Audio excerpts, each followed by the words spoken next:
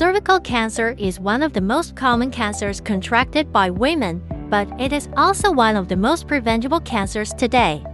In fact, the incubation period from precancerous lesions to cervical cancer is relatively long.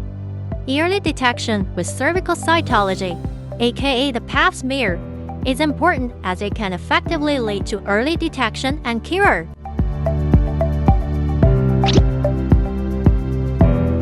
Pap smear is a screening procedure to detect any abnormal changes in cervical cells, which is located in the lower part of the uterus. It is recommended for women starting at the age of 21 to undergo a Pap smear every 2 years. After the age of 30, the Pap smear can be combined with HPV testing, extending the screening interval to once every 5 years. One reason many women may have concern about Pap smears is a lack of understanding of the examination process. In fact, Pap smear is a relatively quick and simple procedure. During a Pap smear, a vagina is first expanded using a speculum, and then a swab is used to collect sample from the cervix. The sample will be smeared onto a glass slide and after staining, examined under a microscope to determine the presence of precancerous lesions or cancer. While the sampling process may cause mild discomfort, the potential benefits far outweigh the brief discomfort. In addition to the traditional Pap smear, there is another examination method known as liquid-based cytology or film prep Pap test. The sampling method is similar to the traditional smear, but it uses a liquid sampling system to collect cervical cells. Unlike directly smearing cells on a glass slide, the collected cells are suspended in a liquid solution. Although this examination is a little bit more expensive, the diagnostic results are more accurate.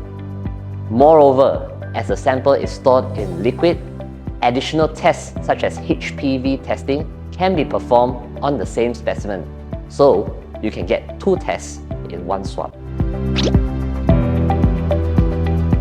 Within 48 hours before the Pap smear, the following conditions should be avoided. You should avoid doing it during menstruation. You should avoid engaging in vaginal intercourse before your Pap smear. You should avoid using vaginal suppositories or spermicides. You should avoid douching. And of course, if you have other vaginal diseases such as vaginitis, these can affect the quality of cervical samples, hindering the examination. After the smear examination, it is important to be aware that some women may experience light vaginal bleeding or spotting for 1 to 2 days, which is normal. Sexual activity and daily activities can resume as usual. So what happens when you receive an abnormal Pap smear result? Don't panic. Abnormal Pap smear results do not necessarily indicate a serious condition. Nevertheless, if the smear is positive, further examination should be considered.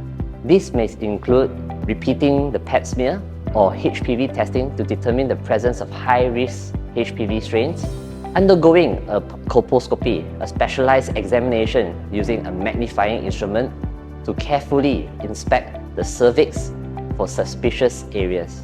You might also have to do a biopsy where a small sample of cervical tissue is taken for laboratory analysis to determine the nature of the abnormality. Depending on the severity of the abnormality, subsequent actions may involve removing abnormal cells or closely monitoring the situation. A cervical smear examination is not as scary as you might imagine, so try to relax yourself during the procedure, as this might help minimize the discomfort. Regular Pap smears are not just routine checks. They are critical so that every woman with cervical disease gets the treatment that she needs and can prevent more than 90% of cervical cancer when Pap smear is done regularly.